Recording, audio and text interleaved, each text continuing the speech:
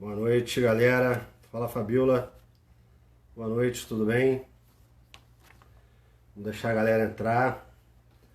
A gente começar aí a ter acessos.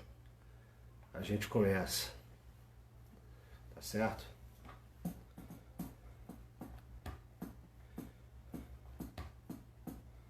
Boa noite, boa noite. Fala, Sandro. Fala, Léa. Fala, Igor. Boa noite. Vamos dar um tempinho pra galera entrar. Dona Azia. Dona Silvana. Deixa a galera entrar que a gente começa a falar, a trocar uma ideia. Hoje a gente vai falar sobre biodireito. Biodireito é um ramo do direito público, né, que estabelece, entre um ramo do direito público que fala aí sobre as relações do direito à bioética e estabelece os critérios técnicos, né, de um direito positivado em lei, entre o direito em si e os avanços tecnológicos. E hoje a gente vai falar com a professora Maria Isabel, ou Isabel, melhor falando, Isabel Ribeiro, que é uma excelente professora de direito, advogada. E é assim que ele entrar, a gente começa a falar com ela. Tá certo? Professora Isabel Ribeiro. Fala, doutora Jaque. Fala, Anderson. Boa noite. A professora Isabel acabou de entrar. Acho que a gente, para respeitar a galera que chegou cedo, a gente já pode começar, né?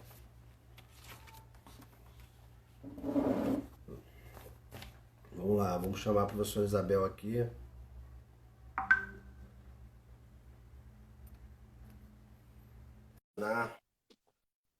Fala, Lourenço.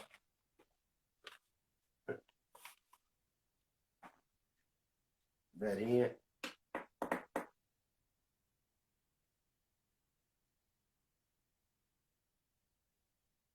Tá sem áudio? Será que tá sem áudio? Boa noite, boa noite. Vocês estão me escutando bem? Oi, professora, boa noite. Olá, boa noite. Tudo bem? Tudo tranquilo, Ah, tudo que na bom. paz. Obrigado por ter aceito o convite, fico muito feliz, tá? Eu que agradeço, Diego.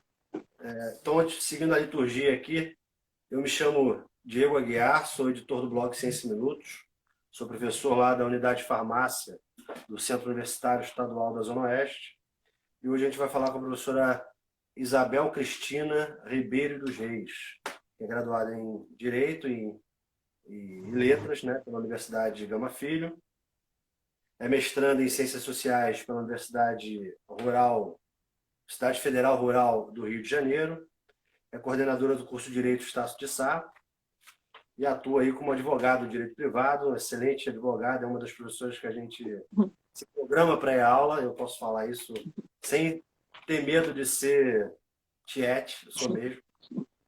É membro da comissão de mediação da OAB Bangu, é membro orientador da comissão OAB Jovem, também de Bangu, Sim. é também responsável pela Comissão de Direito e Processo Civil do Instituto Brasileiro de Pesquisas Jurídicas e professora do Conselho Regional de Corretores de Imóveis do Rio de Janeiro e atualmente aí coordenadora de Direito Estácio de Sá e professora do Castelo Branco. Bom, mais uma vez eu digo muito obrigado, né, por ter aceito o convite. Esse é um tema que a gente vê sendo tratado de maneira não técnica nos ambientes biomédicos. Eu acho que a gente vai ter a oportunidade de falar de uma partezinha desse tema, né? E assim, o, o biodireito, né? Ele é um direito público que trata aí das relações entre o direito e os avanços tecnológicos da medicina. É óbvio que tem dois autores importantes, uma é a professora Maria Helena de Lins e o outro é o Marconi do Ocatão, que se estabelecem aí e discutem os limites, de maneira doutrinária, obviamente, entre o biodireito, a realidade, o direito civil, o direito das coisas, o direito privado. E ele é muito amplo, ele fala do suicídio, ele fala da eutanásia, ele fala do aborto, ele fala do direito da saúde física e mental, e do ponto de vista mais prático, do direito positivado lá em lei, que rege as nossas vidas, a gente pode citar o artigo 14, né, que versa sobre, que diz, abre aspas, é válida com objetivo científico e altruístico a disposição gratuita do próprio corpo, no todo ou em parte, para depois da morte. Ou seja, você pode dispor do seu próprio corpo, doar órgãos, doar sangue, né, como uma liberalidade depois da morte. Até em vida, né, no caso de órgãos pares. E aí, Sim. uma pergunta para a gente começar a nossa conversa, né? Do ponto de vista jurídico, falando juridicamente, como surgiu essa possibilidade de dispor gratuitamente do próprio corpo no Brasil? Bem, Diego, eu agradeço mais uma vez o convite. Você sabe que você é um aluno querido. Aliás, a tua turma, né? Aí eu vou falar de todos eles. Nós somos muito unidos, né? E trabalhamos de uma forma muito séria. E falar para quem não é do direito é uma tarefa árdua, porque o mundo, as pessoas acham que o direito muitas vezes é utópico, né? Ele é alguma coisa assim inatingível. E na verdade não é. É justamente o contrário. Nós temos regramentos. Então, antes de entrarmos propriamente dito na tua pergunta, a gente vai pontuar alguns aspectos até para mapear um pouquinho o direito para que as pessoas possam entender como é que é esse mundo jurídico, né? Nós vivemos em sociedade e no aspecto em particular dessa live de hoje, que fala sobre a bioética, a gente tem aí a preocupação com a vida, né? E a gente tem fatos marcantes, históricos, reais, em que nós vimos como é que foi, como é que se deu a condução do ser humano, né? A gente tem a Segunda Grande Guerra, a gente tem o Holocausto como grande marcador dessa preocupação por todas as atrocidades que aconteceram ali. E eram humanos, né? Tanto quanto nós. Então, na década de 70, e um ponto que eu tenho sempre que ressaltar, o Brasil ele está sempre um pouquinho atrás de tudo aquilo que é discutido lá fora. Não que a gente esteja afastado, não estamos, mas a gente está sempre um pouquinho atrasado diante de tudo que está acontecendo. Então, já lá naquela década de 70, começou-se a se preocupar com a preservação à vida, com como é que você pode fazer experimentos, como é que você vai desenvolver a ciência. Porque, na verdade, nós precisamos da ciência, né, Diego? Agora, mais do que nunca, a gente está se deparando com isso, né? Então, só que, por todas as situações que aconteceram, né, de forma desmedidas, se viu a necessidade de se criar uma ciência que olhasse para a pesquisa, para a própria ciência, que é a bioética. A bioética nada mais é do que a ética à vida. Agora, como é que a gente vai trabalhar com essa ética, né? Essa ética é a ética que a gente usa no direito ou é uma ética usada para esses profissionais que desenvolvem toda essa pesquisa, toda essa área que é muito valorada e que tem que ser muito respeitada? A bioética, ela tem os seus próprios princípios. E esses princípios é que são norteadores para que o direito entre e comece a regularizar essas questões. Na verdade, o direito ele não vem reprimir, de forma alguma, pelo contrário. Se vivemos em sociedade num todo, e aí eu estou falando do direito, não estou nem falando do biodireito ainda não, estou falando do direito. O ser humano, na sua essência, ele é incansável, né? Ele é insaciável, ele busca sempre uma história nova, ele sempre busca a realização de alguma coisa, ele quer sempre elucidar os mistérios da vida. E isso faz com que, muitas vezes, ele se torne um ser desmedido, faz com que ele queira até, inclusive, ser um super-homem, né? Ele quer, muitas vezes, até ser mais do que a própria natureza. Então, diante disso tudo, a bioética ela anda coladinha com o biodireito. O biodireito é uma área do direito, uma área nova, né, relativamente nova, porque ela trata exclusivamente da questão da ética, da preservação da vida. Então, a gente tem uma legislação, ou várias legislações, a gente tem regulamentos. O direito, ele regula a condução das pessoas. Ele regula a forma que as pessoas devem se comportar socialmente. Então, se eu quero comprar um carro, eu vou comprar um carro. Se eu quero vender meu imóvel, eu vou vender. Se eu quero casar, eu vou casar. Se eu quero descasar, eu vou descasar. Todas as situações que você pensar, elas podem ser feitas, desde que haja um regramento para aquilo ali. Então, da mesma forma que num contexto social a gente tem o direito ali atuando, a gente tem o biodireito, que atua, que regula, que limita essa possibilidade desmedida do humano em querer sempre a perfeição. É claro que isso não é uma crítica, não, tá, Diego? Né? Ah?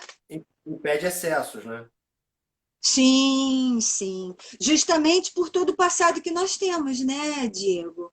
E vejam que essa questão não é do brasileiro em particular, é de uma forma geral, é do mundo inteiro. Tanto é que a gente tem legislações internacionais, né, nossos tratados internacionais, que são aderidos quando o Brasil é signatário dela e traz para o nosso ordenamento jurídico. Então, como é que se dá isso? A gente tem legislações de diversas espécies, né? Nós temos normas jurídicas, normas que regulam esse comportamento, seja lá de que área for. E aí, diante disso, você consegue ver aquilo que você pode fazer e aquilo que você não pode fazer. Você falou da Maria Helena Diniz. A Maria Helena Diniz é uma grande doutrinadora do direito e do direito privado. Só que, nessa questão da bioética, a gente trabalha com direito público também, não em particular com direito privado. É claro que a gente tem a ingerência do direito privado. Então, para aqueles que não são do direito, a gente tem duas grandes áreas dentro do direito: o direito público e o direito privado. Então, vamos dizer assim que no direito privado, o Estado está aqui, ele fica só fiscalizando o que você faz, mas ele deixa você fazer, ele te dá autonomia para que você faça. Ele só cria regulamentos que, se você for abusivo, se você descumprir, aí você tem que seguir aquele regramento, né, que é trazido pela norma. E a gente tem o direito público.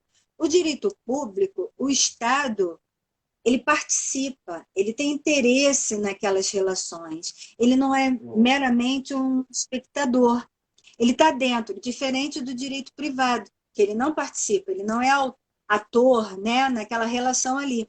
Então, diante do direito público, o direito público trabalha sempre de forma ampla, de forma coletiva, de forma abstrata, a proteger a todos. E aí, dentro da nossa realidade, as nossas normas, elas são movidas, elas têm pela sua própria natureza princípios. E esses princípios são a coluna vertebral, a base de sustentação que faz com que o direito possa criar suas normas. Então, nós trabalhamos com o abstrato, com o todo, para trazer para o individual. Então, o legislador ele cria a lei sem olhar para quem? Ele olha para todos. de uma forma muito realmente abstrata. E aí sim, os casos concretos são adaptados, eles são recepcionados por aquele regulamento. Então, o biodireito, ele o que faz? Ele vem com a proposta de realmente positivar princípios fundamentais que são da bioética. Ué, Isabel, a bioética também tem princípios? Sim. A bioética tem o princípio da autonomia, o princípio da beneficência, o princípio da não maleficência e da justiça propriamente dita. Então, rapidinho, a gente destrincha eles. Autonomia, liberdade de pesquisa, está lá na Constituição, artigo 5º, no inciso 9º, lá, você pode, essa liberdade científica que o próprio legislador constituinte te ofereceu, é para que haja realmente o desenvolvimento das raças.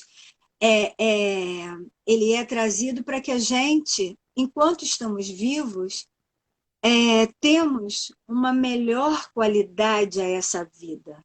Então, a questão da pesquisa para evitar doenças, pesquisas que busquem a cura de certas doenças, isso tudo ele é trazido por essa autonomia. Só que o direito não trabalha exclusivamente com a liberdade científica de forma absoluta, porque a gente tem outros valores, por isso as limitações. Tá? É claro que tudo isso que eu estou falando, Diego, vem aí da década de 70 para cá, quando a gente começa com essa ideia de valorar a vida, né? De cuidar do outro, de proteger o outro também, e não só se olhar. Mas uma curiosidade que sempre fica assim, como é que o legislador ele pensou nessa proteção da eventual liberalidade? Um exemplo, sei lá, eu tenho, sei lá, 20 irmãos, a minha mãe mantenedora dos nós todos, ela ficou doente e eu preciso doar um pulmão para ela. Eu tenho 2. Como é que o legislador ele pensou nessa possibilidade de eu doar um pulmão para ela? Olha só, a Nasceu nossa isso. lei... Oi? Como é que nasceu essa ideia? Porque o biodireito ele Bem, regula um pouco isso. um pouco não, né, Diego? Ele regula tudo. A nossa lei de transplante de órgão, né? Pós-morte, ou ainda em vivo. Mas aí, ué, Isabel, se ela desde 97 ela autoriza, por que limitações? Porque, na verdade, a limitação ela tem vários aspectos, né, Diego? Inclusive aqueles nocivos que a gente sabe que existem, né? Nós não acreditamos em Papai Noel. A gente sabe que o mundo ele é muito perverso no sentido do interesse, às vezes individual ou coletivo de algumas categorias, né? A gente tem o tráfico de órgãos. A Polícia Federal, ela afirma que dos crimes internacionais, o tráfico de órgãos é o terceiro, está em terceiro lugar. Então, você imagina o quanto isso é em relação a valores. Agora, falando a respeito de como é que o legislador ele vê isso, e aí eu estava falando dos princípios da bioética, a justiça que tem lá no princípio da bioética, ué, como assim justiça na bioética? Justiça é direito, não lá. Sim, é uma justiça distributiva.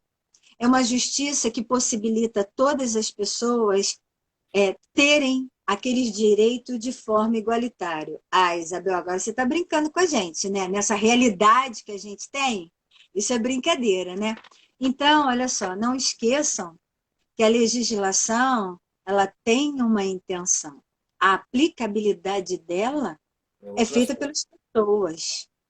E aí, se a gente tem hoje uma inversão gigantesca de valores, a gente não vai entrar em questões políticas, né, Diego? Mas a gente sabe que muita coisa é preço de todos, né? Então, quando o legislador olha e ele vê lá, sim, há a possibilidade de você doar, legal. Essa possibilidade é pós-morte? Sim. Então eu vou criar regramentos. E aí o que ele diz? Você é morto, enquanto vivo, por escrito, você tem que anuir que você quer aquilo ali, você quer doar. Legal, ele não fez isso. A família, isso está na lei lá de 97. A família, e aí tem até um limite de grau de parentesco, a família pode autorizar. E aí a gente faz um recortezinho aqui, porque eu vou voltar para Maria Helena Diniz, em razão lá daquele artigo 14 que você falou logo quando a gente começou, que trata do direito da personalidade. A gente no direito tem alguns elementos, né? Para as pessoas também entenderem. A gente tem sujeitos do direito e a gente tem objeto do direito. Os sujeitos do direito são os titulares de direitos e deveres, não só direitos, né? A gente tem muitos deveres também nas costas. Mas a gente precisa saber se somos sujeitos de direito.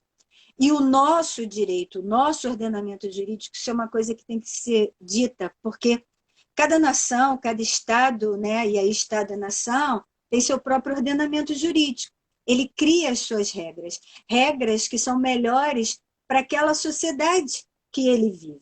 Então, a gente tem, lógico, alterações legislativas, o direito não é estático, né? A lei pode ser estática, mas ela é mudada, porque o próprio direito, na sua essência, ele, através dos comportamentos e das necessidades, ele faz a evolução, o acompanhamento da legislação para atender aquelas pessoas ali.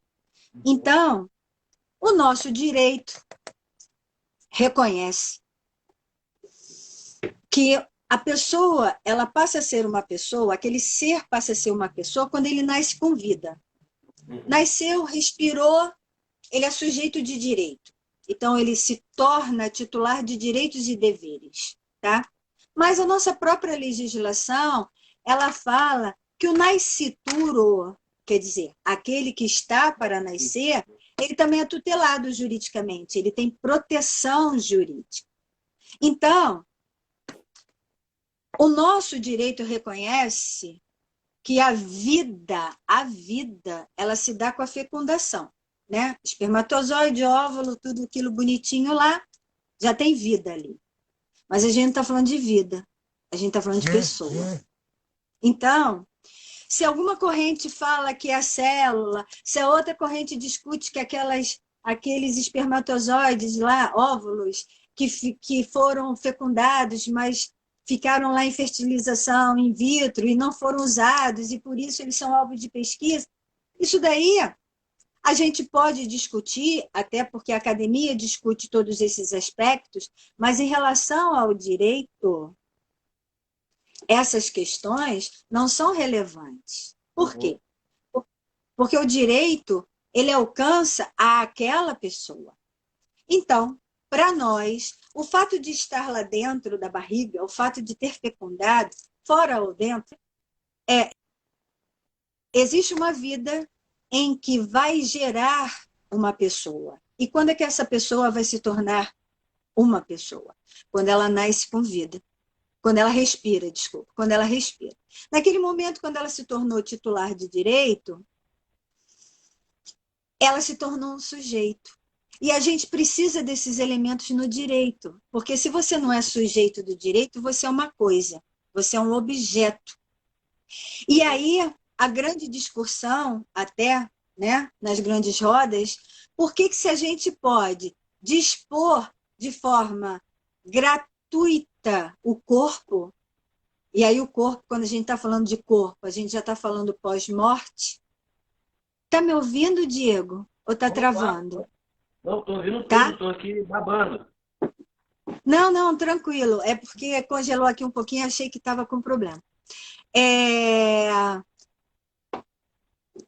Quando a gente fala de corpo, a gente está falando de peça. E cadáver é uma peça. Ele não tem mais personalidade jurídica. E Isabel agora endoidou. Agora que não consegui entender.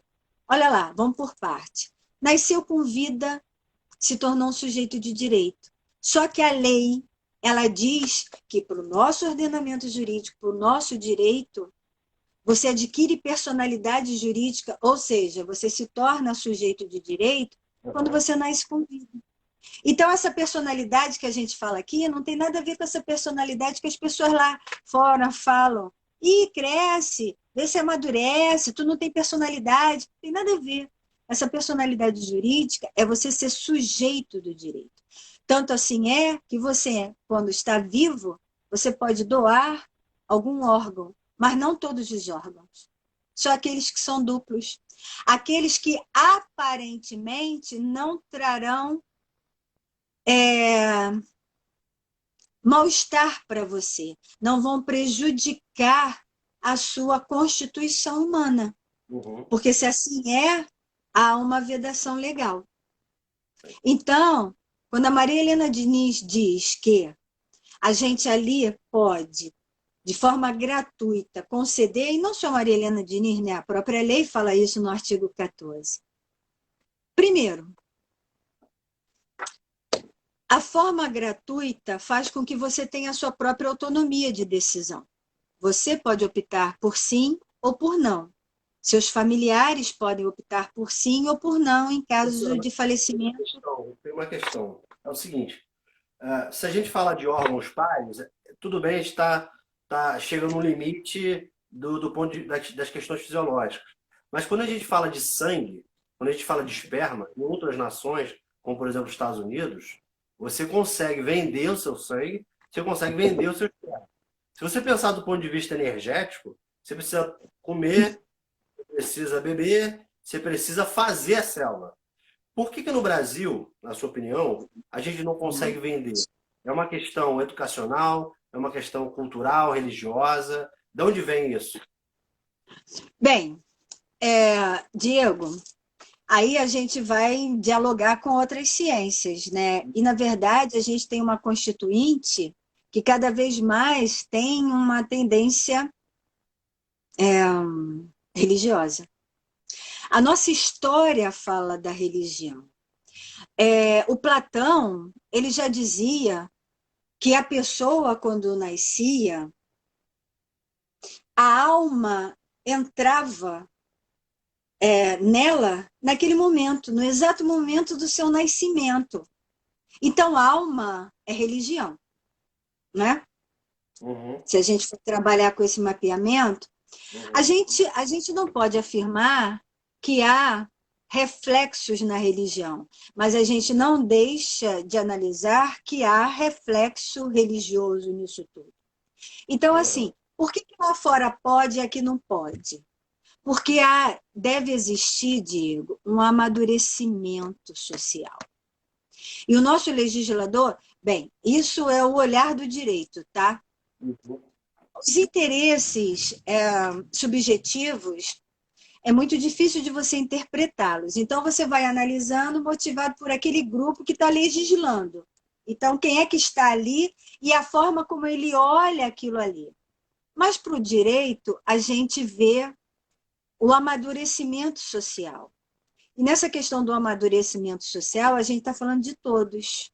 Então, o legislador ainda não vê a possibilidade, dentro do nosso ordenamento jurídico, de trazer essa possibilidade de comercialização. E aí, o comércio é o comércio mesmo, tá? A gente tem críticas fortes em relação a isso, justamente pelo comportamento social. E outra, se você faz e comercializa, você tira a oportunidade do pobre. E se a gente tem uma justiça distributiva, a gente tem uma justiça que ela precisa ser igual e atender a todos. Veja que o CISREG, ele é abstrato. Abstrato no sentido de que ele trabalha com a possibilidade para todos. Aí você ouve aí há um certo tempo, havendo necessidade não sei de quê, você liga para a Márcia. Isso não está na lei, né? Essas são as questões, né? Então, a comercialização hoje, ainda para nós, é um processo de amadurecimento, porque é uma questão de consciência. Porque senão, olha só, pelo câmbio negro, a gente sabe quanto está custando um coração? 150 mil? 100 mil? Quanto está custando um pulmão? 80? E um fígado? 30, 40? Quem é que pode dispor de uma verba dessa? Só aqueles que têm condição financeira. Então, se você trabalhar com esse olhar, e é um olhar social, porque as pessoas, primeiro, isso eu acredito até que seja em razão de uma própria autopreservação e até familiar, né? A gente sempre tem a intenção de proteger os nossos, né? Proteger, não estou falando levar vantagem, proteger. Então, no momento lá de angústia, que aquela pessoa está num estágio em que ela precisa ser transplantada, se você tem uma condição financeira, é bem possível que você vá buscar, porque você quer salvar a vida daquele ser que é próximo a você. Só que um dos bens maiores que nós temos, tutelado pelo Estado, é a vida. E a vida de todos. Então, Diego, é claro que isso não é uma discussão fechada, né? O direito não é uma ciência exata. A gente trabalha com interpretações e com aquilo que a legislação nos traz. Então, o que a gente tem ainda hoje é esse impedimento e uma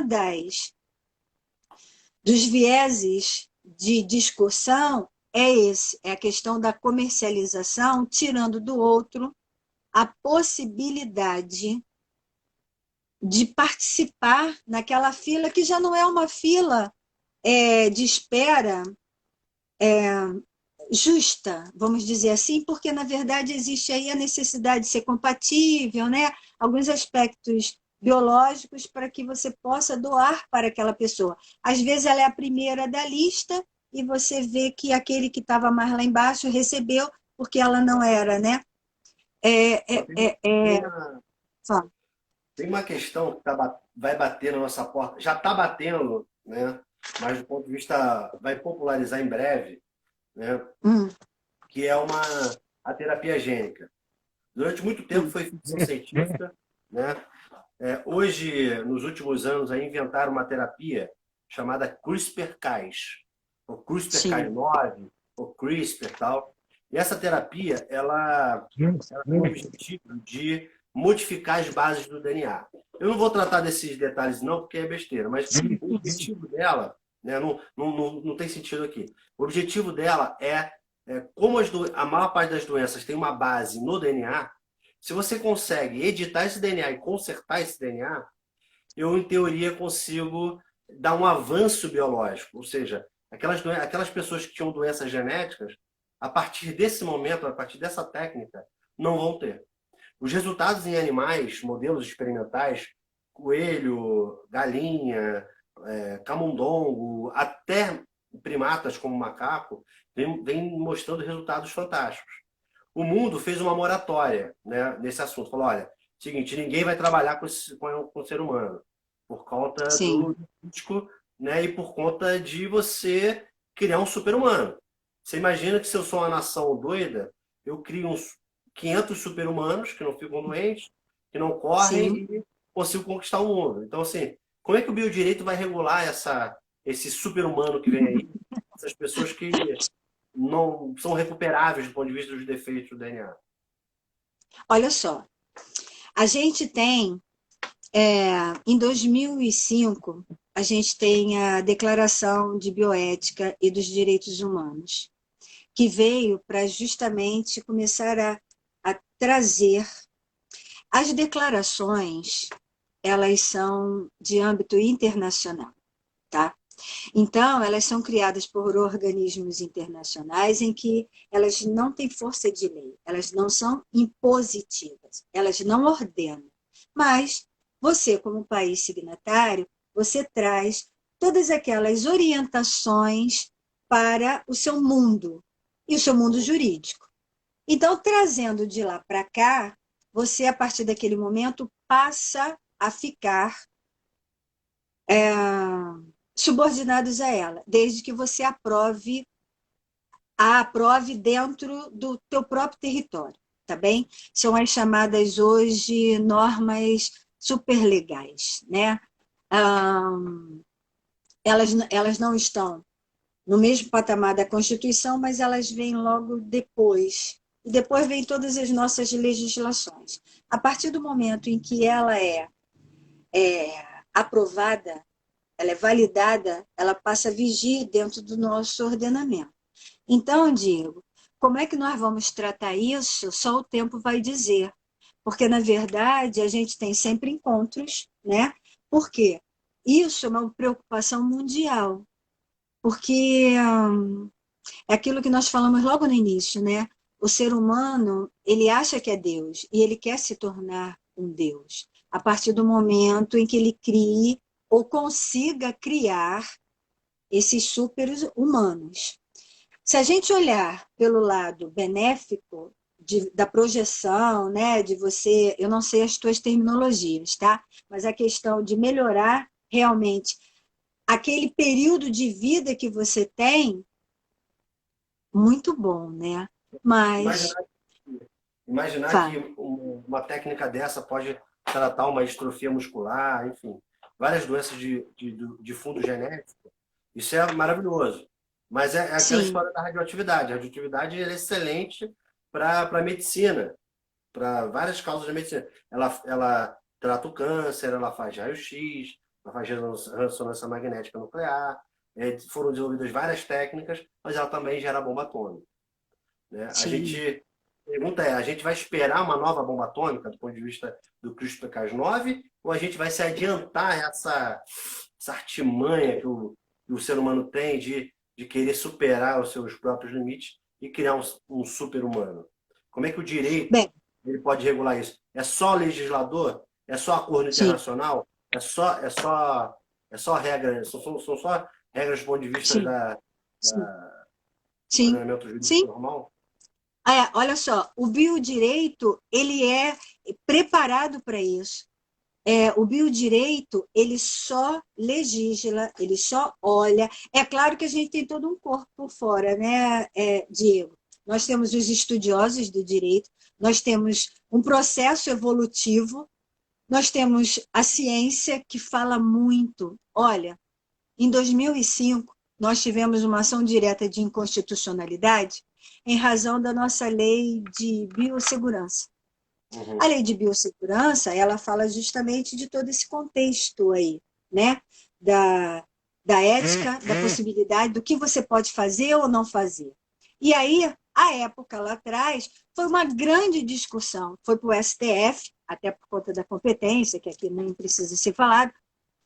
E ali, a gente teve todas aquelas pessoas influentes, não é influente no sentido do jeitinho, não. Aquelas pessoas que participaram do julgamento falando sobre. Então, foram cientistas, foram pesquisadores, foram doutrinadores do direito, foram religiosos, foram todos aqueles que, de uma forma, compõem a própria sociedade, não é? E cada um tendo o seu olhar, porque Só cada não um foi, realmente. Oi? só não foi o cientista, faltou ele. Foi o pesquisador, não foi? Acho que foi, não? Não sei, o pesquisador geralmente ele vai através do Ministério da Ciência e Tecnologia e Ah, algumas sim. instituições Mas, como Anvisa, coisas assim. Mas sim, mas na Diego balizar é a um legislação representante. é um representante, Ah, né? mas é um representante. Ele tem um olhar diferenciado. Ele pode até não ter o olhar do cientista. Eu entendi o que você quis dizer. Mas ele é o representante que vai falar em nome daquele. Então, mesmo que ele lá, grosseiramente falando aqui, ele vá ler aquilo lá, ele está levantando uma discussão e um peso para aquela análise que foi feita lá no STF, que, na verdade, a grande discussão ali era em relação à célula. Se o homem queria deixar de trazer a oportunidade de vida aquela, como se fala, me fugiu agora. Ao embrião, não. Antes de fecundado, é o que? Óvulo, óvulo. Isso daí. Isso. Então, a grande discussão ali era essa. E por isso que a gente tem no nosso ordenamento que a questão da vida ela é a partir da fecundação. Então, se não tem fecundação, não se fala de vida. Então você não está ultrapassando limites porque você está deixando de dar oportunidade àquele ser que nem exista dele existir. Mas isso foi uma Uhum. grande discussão, e olha lá, 2005, a gente está em 2020. De 2005 para cá, a gente evoluiu muito. Então, Diego, isso é uma busca incessante. Então, apesar da nossa lei de transplante ser de 97, se você entrar no Planalto, botar lá transplante de órgãos, vai aparecer a legislação, você vai ver um montão de artigos riscados, porque eles já foram afastados, porque era uma realidade lá de trás que não corresponde à realidade de agora. Uhum. Então, quando você me diz o que, que o direito vai fazer com isso, com essa possibilidade, ele vai fazer o que ele sempre faz. Ele olha, ele pode até se atrasar um pouquinho, né? Muitas vezes, porque o legislador é moroso nas leis. O direito vai evoluindo, eles é que não acompanham, mas o dever dele será sempre fazer com que, de uma forma ou de outra, ele crie limites. Ele não pode fugir desse liame, porque se ele fugir, aí está sujeito a todos aqueles malefícios. Lembra dos princípios da ética? Você não Sim. pode trazer dano para outra pessoa. Aliás, eu já te proponho, se você quiser, que a gente faça mais à frente uma live falando sobre a responsabilidade civil de todos esses profissionais, Sim. né? Sim. Porque isso esse tema é muito vasto, né? Ele traz uma infinidade de discussões. Alguém aqui falou da questão da transfusão de sangue, né? Para se salvar. A religião, isso daí a gente já tem posicionamento lá de cima. O STJ já se posicionou em relação a isso. Porque aparentemente parece um contrassenso, né? Mas você tem direitos fundamentais, uma Uhum. infinidade deles. Então, a gente pode ter um direito fundamental que sobrepõe a outro. E o direito à vida está acima de todos os outros. Então, quando você tem uma discussão, até porque, olha O lá, o Adventista do próprio. sétimo que não doa sangue, Sim, né? que não É, doa, que o não STF permite pacífico. transfusão. Mas olha O só, STF disse que tem que meter bronca e salvar. olha o que, que acontece. A própria legislação de transplante de órgãos, ela fala desses aspectos, porque ela Uhum. fala, e detalhe, a declaração, a declaração de ética, se vocês quiserem procurar no Google também tem, ela tem 15 princípios, e ela fala inclusive do incapaz, mas não é um incapaz insano, é um incapaz que não pode esboçar a sua vontade naquele momento. Aí entra essa figura da transfusão de sangue, porque o cara às vezes está lá entubado, sei lá, está lá com aqueles problemas e não pode. O outro não pode falar por ele e aí trazer como fundamentação a religião. A gente, durante muito tempo, teve os profissionais médicos respeitando a opção daquela pessoa. Mas só que aí entra o direito de novo. Olha o direito evolutivo aí. Olha o direito avançando. Não. Mas a liberdade religiosa está lá na Constituição. Beleza. Mas o direito à vida está acima dela. Então, eu respeito os teus dogmas, mas eu não posso, motivado a eles, deixar de socorrer aquela pessoa. Então, isso foi uma discussão de décadas, né? Isso aí foi agora há pouco que eles resolveram, mas a gente tem isso até porque a religião acompanha a humanidade, né? Sim, sim. Sempre. Então, assim, não me faça pergunta difícil, porque a gente não tem uma resposta, né, definitiva sobre essa questão da construção do super-homem. É uma realidade, a gente sabe, mas a gente tem que ter muito.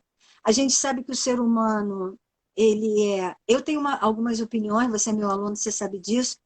Eu penso que o ser humano, apesar de nós trabalharmos muito para o bem, nós somos perversos na nossa própria essência.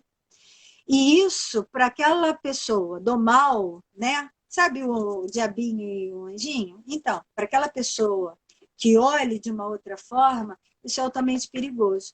Então, o mundo tem que olhar para isso, não é só a gente aqui, não. O mundo todo tem que olhar para isso e, diante daquelas orientações, cada um dentro da sua realidade, e aí a gente que não acredita em Papai Noel, a gente sabe dos interesses, e não há Uhum. interesse maior do que o interesse financeiro, né? Exatamente. Então, é, é assim, sabe? Tá, Está na corda bamba. Cabe a É. nós evoluir como seres humanos. Como disse o poeta, a vida está sempre por um fio. Professor, a gente chega aos 47 minutos e eu queria te dar esse Sim, espacinho para fazer o take home message, né? Foi muito bom, assim, é sempre ótimo, né? Essa questão da responsabilidade civil que você levantou para a sim, gente conversar novamente é importantíssima. Eu vejo, não vou citar nomes, obviamente, mas eu vejo colegas dizendo, olha, não, vamos meter bronca e é isso aí e tal, e não pensa no tripé, né, sim. Não, e olha qualquer só, tipo e a de... responsabilidade chega à esfera criminal, né? Sim, Então, a gente não está nem só falando de responsabilidade civil, não, a gente está falando da responsabilidade criminal também. E as pessoas, elas devem olhar para isso, elas têm que se preocupar com isso. Essa questão desmedida de que é autoimpune, que a nossa legislação não serve para nada, que não vai acontecer nada, uma hora acontece, porque a gente tem que evoluir, Diego, a gente tem que mudar essa concepção. Isso depende da gente. A gente realmente tem que denunciar, a gente tem que fazer jus, né? E a gente sabe que isso é muito difícil. A gente, essa semana mesmo, teve esse exemplo aí do desembargador lá de São Paulo, aquelas pessoas que aplicam a legislação, né? Elas que analisam o que está acontecendo e você vê uma arrogância nata, uma prepotência que faz parte do ser humano. Então, a gente tem ainda que evoluir, mas penso eu que tudo isso que está acontecendo agora vai para a ciência de uma forma muito saudável, porque em pouco tempo, o ano passado, a gente teve um discurso pesado em relação à pesquisa, né? A gente não precisa de pesquisa, a gente não precisa de nada, é um grande blá blá blá que não vai levar a nada, e no entanto, hoje a gente tem todo mundo aí buscando, né? Lógico que a gente isso sabe aí. que tem alguns outros interesses e tal, mas é o que a gente precisa, Diego. Sabe? Cada um dentro da sua área, mas é o que a gente precisa. A ciência é a base de uma nação desenvolvida. Eu, apesar de ser Sim, absolutamente prático, pragmático, eu acho que gerações, sei disso. as novas gerações, elas são melhores. Elas pensam de Sim, maneira sim, mais sim. respeitosa, e nos seus problemas também, obviamente. Mas Claro, essas questões da arrogância profissional, no caso do sim, desembargador, entre outros, essa geração lá, ela é mais, ela vai mais com cuidado nessas sim, relações. Eu acho que um mundo sim. melhor, A gente tem que as relações. acreditar nelas. Sim, sim, sim. A gente tem que acreditar. E eu acredito que, da mesma forma que a balança pesa para baixo, ela pesa para cima também. E há possibilidade, sim. Agora, uma coisa que eu queria deixar aqui pontuada é o seguinte: quando a gente fala de direito, principalmente para aqueles que não são do direito, fica quase um monólogo, né, Diego? Porque a gente fica tentando explicar de forma que o outro entenda, então não dá muito para gente Foi interagir. E tu sabe, maravilhoso. o professor fala pra caramba, né? Ótimo, foi ótimo, foi ótimo. O pena que tem que ser rapidinho, É mas rápido. foi ótimo. Obrigado Mas mais a uma gente vez, volta. Abel. Semestre que vem está de volta. Obrigado. Sim. É, vamos marcar outra, num futuro muito próximo, tá? Tá Pega uma certo, abordagem aí do pessoal, fala comigo que a gente trata ele, tá tá certo. bem? Tá bom. Obrigado. Beijo. Tchau. Até Beijo a daqui a pouco. todos. Obrigada. Tchau. Tchau. Fala, galera. Acabamos, né? A professora Isabel é fantástica. Eu sou fã dela, né? Ela dá uma aula maravilhosa de Direito Civil. Obrigado mais uma vez, professora. E quero anunciar que semana que vem a gente vai falar sobre comitê de ética, né? Comitê de ética em pesquisa, um coordenador de um comitê de ética em pesquisa de um hospital. Então a gente vai falar dos problemas, soluções, de como se olha hoje a pesquisa com seres humanos, do ponto de vista qualitativo, quantitativo, do ponto de vista retrospectivo, do ponto de vista prospectivo. E aí aguardo vocês semana que vem, às 19 horas, para a gente bater mais um papo sobre pesquisa, biodireito, ética, tudo isso aí que envolve a ciência e a pesquisa com seres humanos. Tá certo? Boa noite a todos e até a próxima.